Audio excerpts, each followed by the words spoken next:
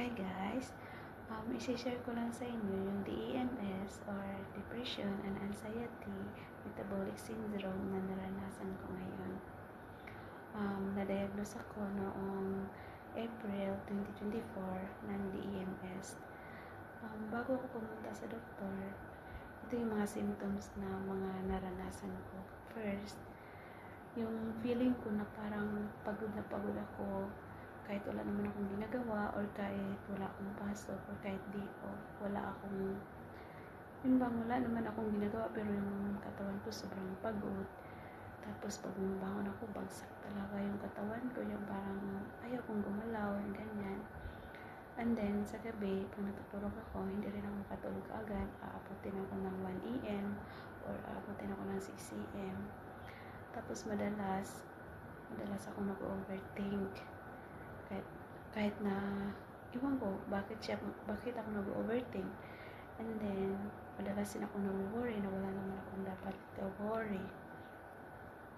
Tapos yung pag ina-atake na ako ng DEMS, sa pagkain ako nagko-concentrate. Yung bang masaya ako pag kumakain ako, nakakalimutan ko yung mga problema or nawawala yung stress ko. Tapos, minsan naman, kahit na alam ko ng overeating na ako, which is unhealthy, diba? Kahit na nag-gym ako or nag-exercise, wala din yun kasi pag inaatake ako ng DMS, kaya naman ako ng kain.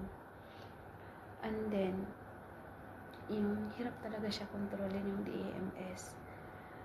Tapos na-experience ko na din yung unexplained muscle pains. Tapos frequent headaches, and then yung mood swing na masaya ako ngayon, tapos maya-maya naging iiyak ako niyan, tapos maya-maya naman naging sad or nag-overthink na naman, ganyan. Tapos minsan umiiyak ako, nagsiself-pity ako, ganyan. Tapos ang bilis ko magalit, ang bilis talaga magalit. And then yung minsan naisip ko na din yung mga suicidal thoughts, yung bang parang gusto ko nang mamatay, yung parang ganyan. Tapos kasi feeling ko hopeless and empty ako, yung parang walang nagmamahal sa akin, yung parang yung mga ganyan, mga self-pity. Yung sa ngayon, sabi naman ng doktor, hindi pa naman daw malala yung depression ko. So, magagamot pa siya.